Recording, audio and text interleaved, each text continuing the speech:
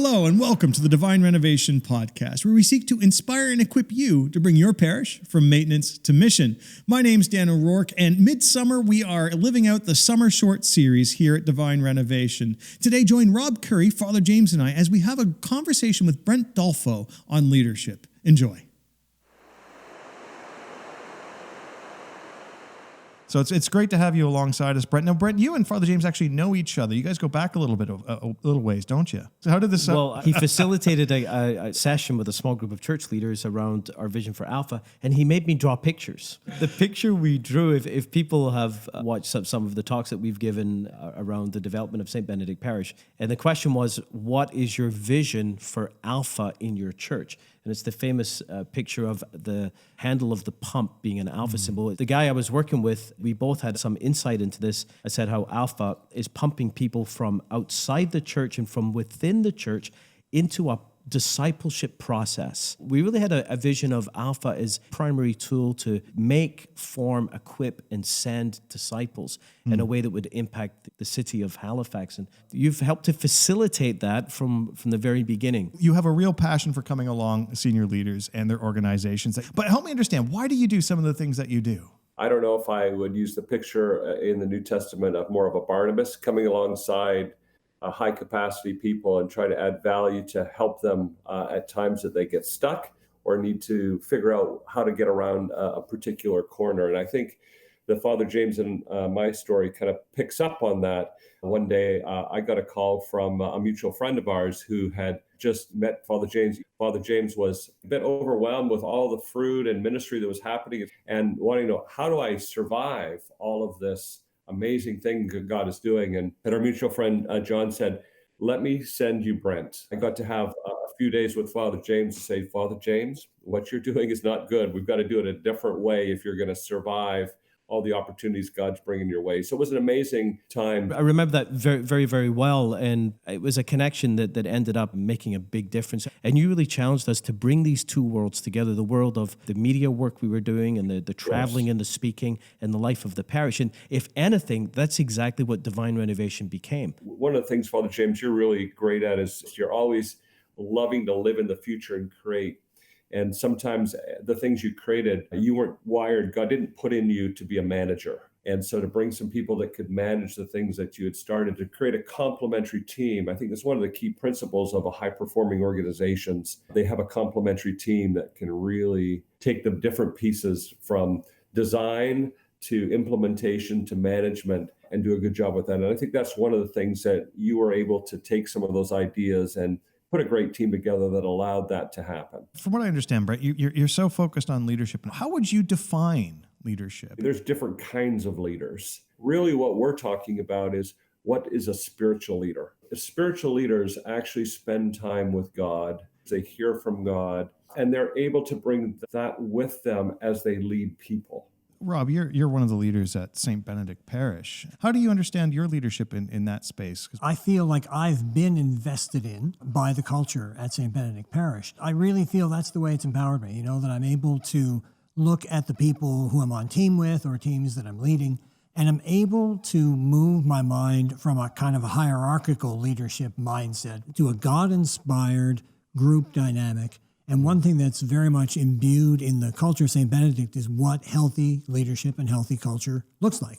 When I come at the idea of servant leadership, that's really where I live now. I understand my job, my task is to serve the mission. Brent, when you step into a relationship with a church that's looking for your help, what are some of the things that you really want to speak into around leadership when you start with them? So I want to know, what is in the heart of the leader? What has God put in there that they're trying to get out? And let's imagine what it would be like 5 years from now if all the things God put on your heart could come true. And let's work towards, how would we get that done? And one of the things that I've discovered in a local church context is there's a lack of focus on reproduction of spiritual leaders. If people can begin to imagine that I have a limited time in the role that I have, I work with you over the lifetime of ministry to make you into a spiritual leader.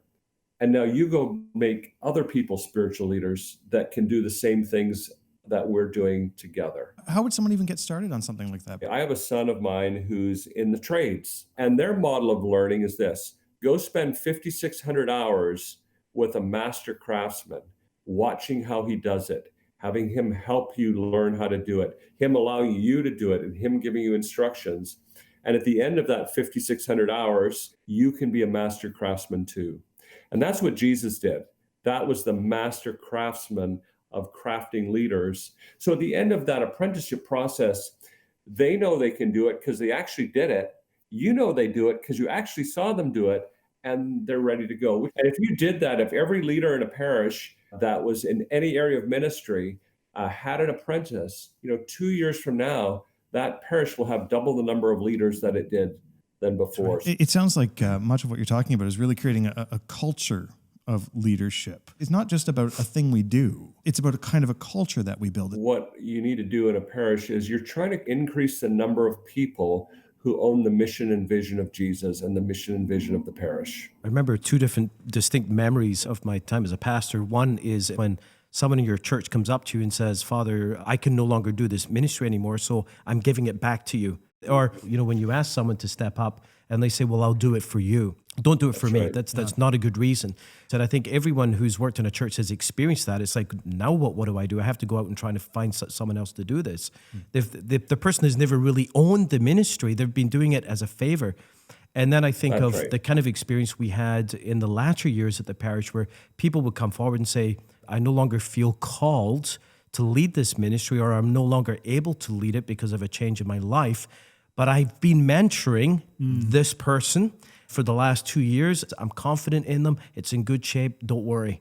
Those are two very, very different experiences. One thing it points to is the importance of developing people's own talents and strengths, and that's one thing that's really worked so well. And Brent, you bringing up the Gospels makes me think about Jesus doing that. Brent, you work with both Catholic and non-Catholic churches. Given that you have a foot in both worlds and your experience crosses those worlds, could you help me understand, what do you find in the Catholic world that is perhaps a little bit more unique or different than some of the things you might see in non-Catholic churches? The formation of priests or spiritual leaders of congregations done very differently. The lack, let's say, of apostolic evangelists, perhaps within the Catholic tradition, is more stark than some others. You have a lot of great shepherds within the Catholic tradition that do a really good job caring for their people. And oftentimes, however God's gifted you, you need complementary people around you. So if I was a priest that was mainly a shepherd, I'd be wanting to build a leadership team that had some people that were evangelists and apostolic great leaders that could come alongside me. I think it's a part of the Christendom model of church that mission territory was seen to be in a faraway land. And so there was no one to reach. So what do you require of church leaders? To shepherd the flock and to teach the flock. And so you had a focus on a therapeutic model of pastoral care, ministering the sacraments and preaching and teaching. This is what was required. We're still struggling with this core model. We continue to prepare ordained leaders in this model, but that church actually no longer exists. And I think what we need today is to bring them together again. I think the challenge in the Catholic tradition is that in the past, if you had this kind of gifting, you were probably more inclined to join one of the religious orders. Right. And I think in contemporary times, especially with the awakening of the vocation of the baptized, we see this in the movements. So in the non-Catholic world, we speak of parachurch organizations, but in the Catholic Church, it's these renewal movements, which, thanks be to God, have existed and flourished because that's where a lot of the new life has come into the church. Yeah. Whereas the parish system often has been moribund, and because it's held in place with this, not just with leaders who are shepherd teachers, but a culture that rewards that and presumes it as well. And so it's been unable to break out. And certainly the passion of Divine Renovation as a ministry is not simply the renewal of the church as a whole, but principally the parish system. It's really created a connection, too, between what successive popes have been telling us about, the new evangelization, the most pressing need, and yet it was never going to happen unless it was put in the hands of the laity. How did the laity fit into all of this? Isn't the model very much one where our laity are acting more as, frankly, consumers? How do we activate some of these leaders? How do we build a culture of leadership? We need to change people's understanding of what a spiritual leader is. The fact that we're surrounded by spiritual leaders, awaken people to the idea that you're actually called to be a leader. I hope you enjoyed today's conversation. If you want to stay connected with Divine Renovation over these summer months, I encourage you to check us out on social media. Try following us on Facebook, or even follow our Instagram account, which is the account name is Divine Renovation. Check us out there. And we look forward to connecting with you again next week for another Summer Short.